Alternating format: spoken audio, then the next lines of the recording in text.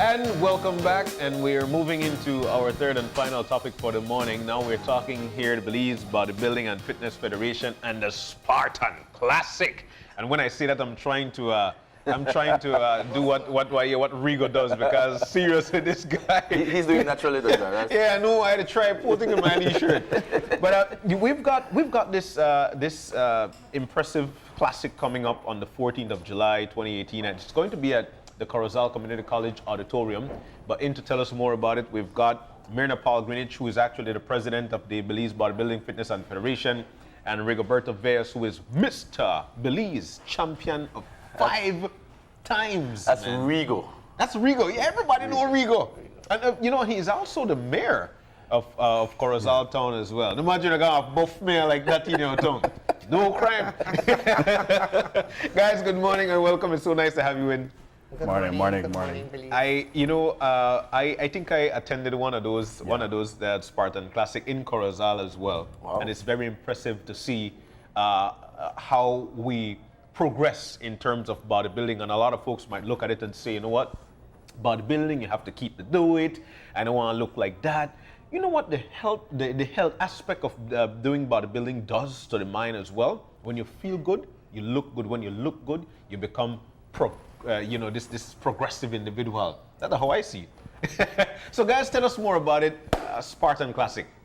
Well, actually, the Spartan Classic, this is the 5th year that we're going to have it at Corozal Town. Mm-hmm. It's based on the name of my gym, Spartan Gym in Corozal Town. Mm-hmm. And I decided a couple of years ago, why not have a competition in Corozal when we have a lot of fans, a lot of bodybuilding, a lot of fitness fans in Corozal, who many times they cannot afford or don't have the time to come to Belize City to sit and watch the Mr. Belize. So I took bodybuilding to Corozal so that the audience in Corozal Town can actually get to see it and enjoy it, Wow.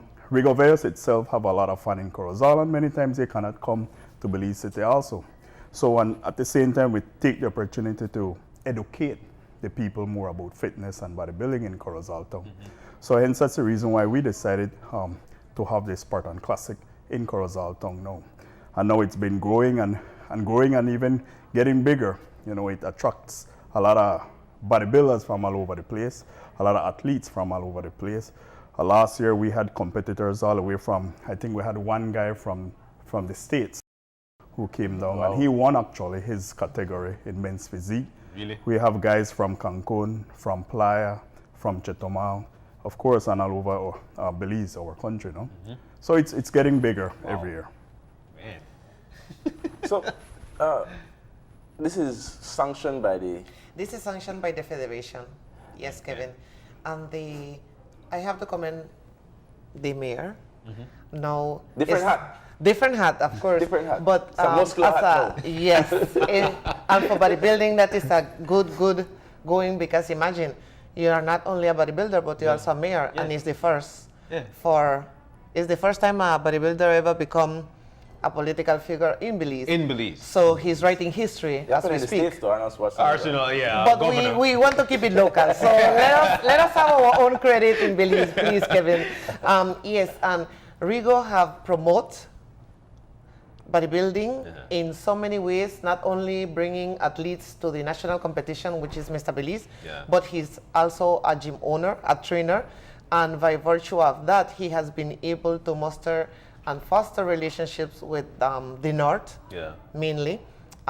So we are very happy to embark in this partnership with him, and we feel that this is something that other gym owners can also do, because Neil and Gordon, Guy Neil, is very also proactive as it becomes a spokesman for the bodybuilding. Of course. So we would like to see all of this happening with Mark, with Body 2000, with all the different gyms in the area, in the locality, and they could have their own competitions. Rigo have done it. It's the 5th year and it's growing. Mm-hmm. So it's something that can be done. Cayo has a gym as well. Mm-hmm. Belmopan have Muscle Hut. So they could have their own competition, and it would be wonderful to partner with us, and then all of those winners or athletes can then come into the national competition. Can we use this as an opportunity to assess the progress or absence of progress of bodybuilding in Belize on a whole, and then specifically to hone in on the progress or lack of progress of bodybuilding and fitness in Corozal as a district. So I don't know if you want to take the national, and then Rigo hits off on the... Okay. Go ahead, Rigo. Well, in Corozal, you know, the fitness world itself has been growing. We still need to find ways to educate our community when it comes to fitness and bodybuilding. We still have a lot of people who, especially females, when they hear bodybuilding, the first thing they feel like, you know what, I will start to look like a man, you know, and it doesn't necessarily has to go that way, right? So hence the reason why the Spartan is one of the events there. I am glad that I am in Corozal so that I can do whatever I need to do to educate my community. Yes, we wish we would get far more support from the business community, from whoever can help, right? Thankfully, we have a federation that has been helping us every year, you know, inviting us to encouraging us so that we prepare for the national competition, allowing us to compete at different places, you know. So the at least in Corozal, they are very well motivated, you know, for events like these and the national competition as the Mr. Belize. Yeah, but For us, it has been like, you know, a lot of groundwork needed. One of the key things is that bodybuilding and fitness requires discipline. of course. Something that our society lacks of, unfortunately. For those who have taken it serious, we have seen the results. We just participated internationally, brought back 2 gold medals with our current Mr. Belize, Mr. Greenidge. Yeah. And it shows the level and yes, Mr. Greenidge, Clayton Greenidge, gold medalist. So it is something that is viable. You could follow your dreams and become a better you, a healthier you. I mean, you live longer, you look young. Well, if you look at me and Rigo, you know, you just could see where this is going, right? Yeah. I look at Kevin work out, you work out, so we know how this thing is, right? But the interesting part is that, like Rigo said, and I'm going to piggyback on that, we do need to do some more education.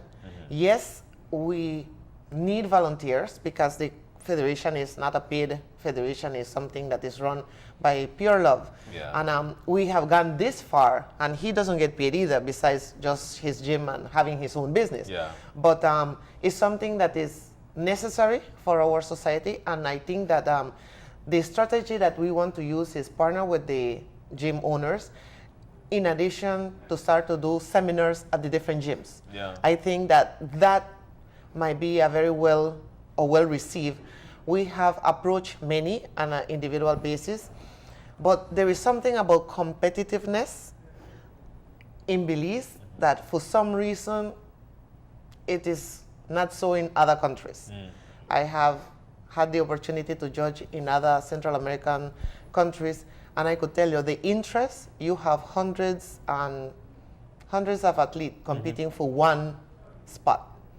But would you say that the population has something to do with it? Because you know, I've seen a lot of people now venturing off into the gym. It might be part-time, and then again, this is where the education aspect of it comes in, because what they're trying to do is just trying to look a certain way for a specific time. Yes. Thereafter, then it's a lull. And I think this is where the education comes in. Do you think that the interest from other country compares to ours is because of population? Well, population, of course, have to, I mean, economies of scale have to play a role. However, I do believe that a lot of people are here in Belize City, especially. We have several gyms and several females that will very well do good in our competitions. All year round, they look like this. And they train all year round.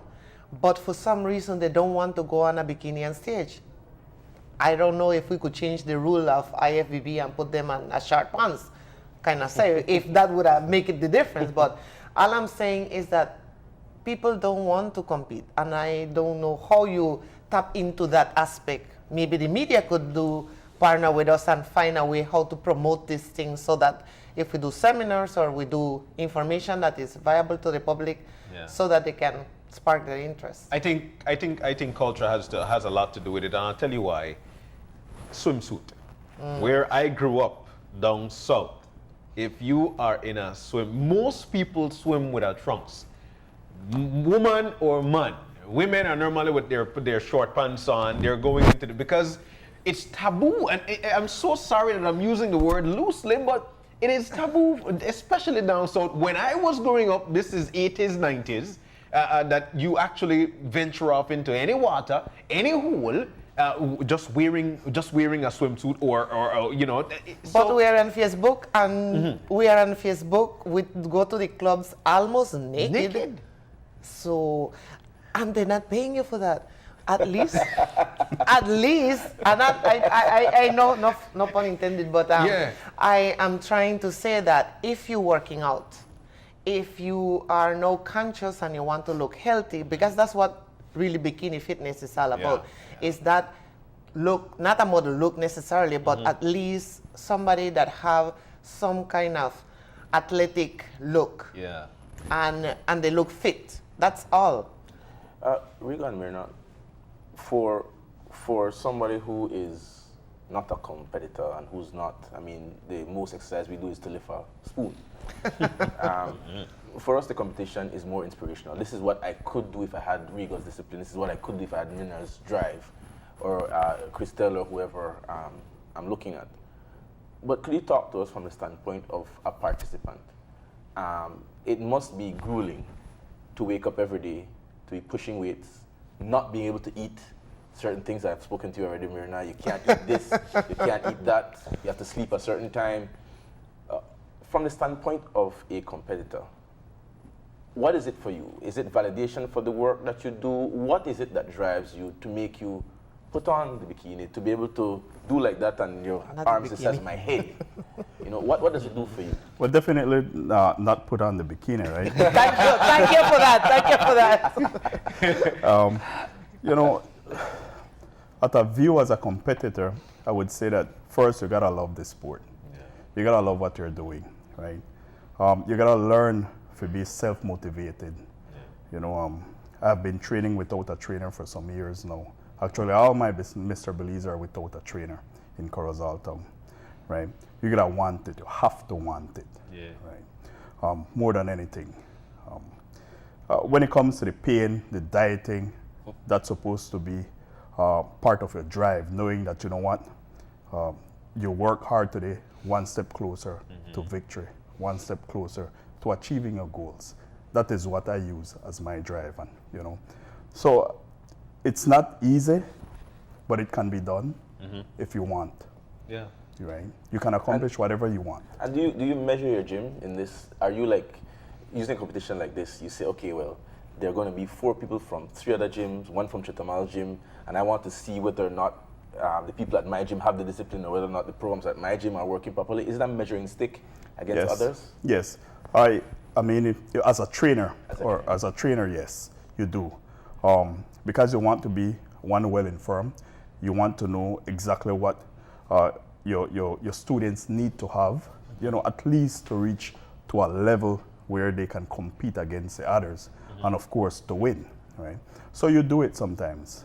What are some of the most common asked questions in terms of bodybuilding, or folks who want to venture off into it? What do people ask the most? A lot of times, well, where I come from in Corozal Town, a lot of times it's they get a bit too confused with the supplements. You know, again, it's because they are not educated on the sport and on the supplements that we drink. A lot of times people feel like, oh, if you grab a bottle of protein, you're drinking steroids, right? That's my advice. I'm sorry. I felt that way. I felt that way stepping into the gym. I was like, I'm not going to have any creatine. I'm not going to have any protein, and I'll just try to do it as natural and as normal as possible.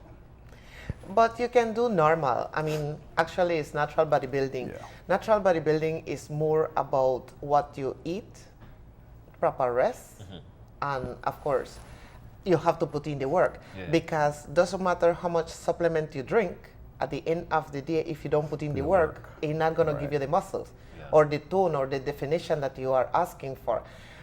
And a lot of people think that it's very expensive. Yeah. And Kevin and I, along with Mr. Greenidge, had this conversation a few months back, and it is expensive if you are dependent only on supplements.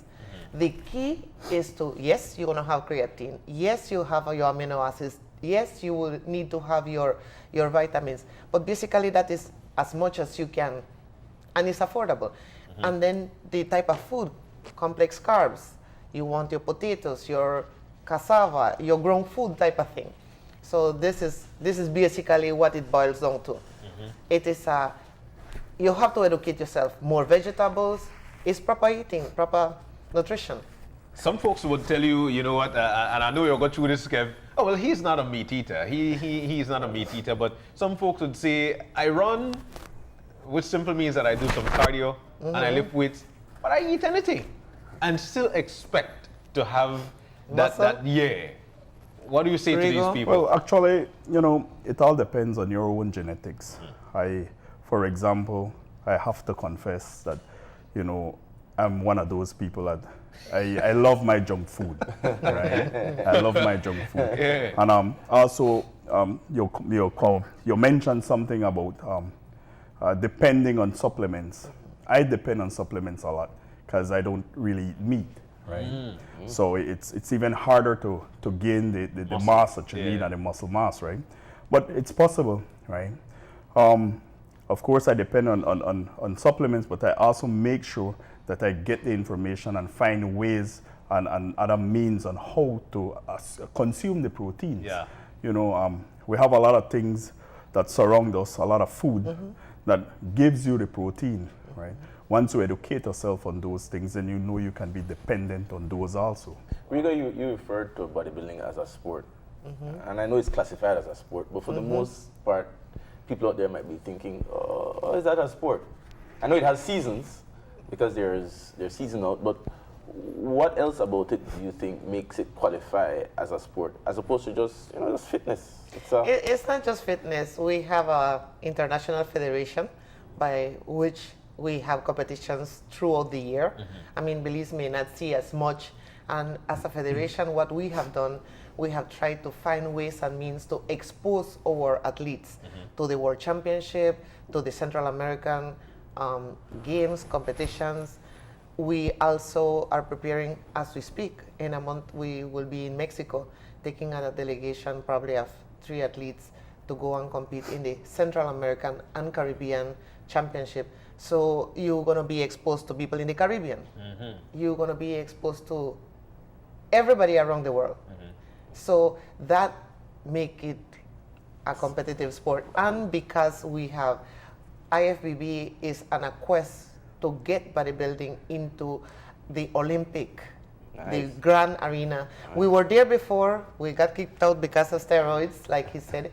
And but at the end of the day, we are promoting natural bodybuilding so that we can have a better chance to get our athletes to that big arena where we want to. That is where we're heading. We're going to be in the Pan American Games, so in Lima, Peru, in 2019. So we are making strides. In terms of this, coming back to the Spartan Classic. Does this factor into somehow the calendar of events? Is it like cycling where, you know, you have so many points that you go into the Pan Classic and you get so many points by? Is there a comprehensive program? Well, and is this a part of Well, that? our approach with the Spartan Classic is to fit it within the calendar in partnership with his gym. And what we achieve by this gives you a good vision as to where the athletes are, like a midpoint, because our competition, if not September, is always October. So we are gearing all these athletes who compete nationally to go into the into our Mr. Belize competition, which is going to be in October 27th. So I'm putting the date out there, guys. October 27th. October 27th. Mr. Belize. Mr. Belize. So John can get ready. Yes, John is almost there, you know. He can very well go into men's physique. I don't know why he's waiting. I was looking at the flyer, impressive flyer, and I saw for 2 years back to back Mr. Poot. Yeah. He's actually a Mexican. He's from He's from Mexico. Will he be back again this year? No, he won't compete this year. Okay. Well, because he's taking a lot of metal over the border then. So in terms of the categories, let's venture off into the categories really quick, so we could we could have the entire Yes. or the broadways or the Spartan. Yes, we're having the bikini, the men's physique. We have 2 different bodybuilding categories, they're up to 70 kilograms and over 70 kilograms. And we have the overall, the Mr. Spartan. So the winners are each category in bodybuilding clash for the finals as the Mr. Spartan. Nice. Yeah, so those are the categories for that night. July 14th. That's July next. 14th. That's This actually is this Saturday. weekend. That is Saturday right here. Yes. Come on, John, work with us. Don't confuse the public. For those watching now, I want to make sure that they realize that I changed the venue. We used to do it at the Corozal Civic Center, and we changed it to the CCC Auditorium this year. Expecting a crowd. Yeah. I am sure that Corozal always support, and I am sure people will come out on Saturday to watch the Spartan. Tell me about tickets. Where do we get tickets and what's the cost? Tickets, you can get it at Spartan Gym, number 12 4th Avenue, or you can call 623-1984 and ask for the tickets, and that's my number, by the way, and I can get the tickets to you, or at the gate on Saturday night. It all starts at 7 p.m. Tickets will be on sale at the gate at 6. So At the price of? $10 for adults, $5 kids. Wow. So very affordable. Yes. All right. Well, guys, this was excellent, and it's definitely something people could go and look forward to. That's 1. 2, Corozal is a beautiful bay area. Yeah. That area is lovely. Take your family out for a wonderful time there in Corozal. Have you ever been? Right next door to, we actually border north by Mexico. There's so much to see all besides bodybuilding. It's a family event as well, so folks should know. Thank you guys so very much. It was a wonderful time hanging out with you. 2018 Spartan Classic.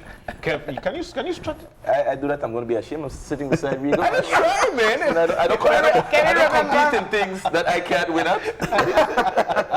Hey, it was a nice time hanging out with them. What we'll do though, we'll take our final break for the morning, and when we come back, we'll be wrapping things up.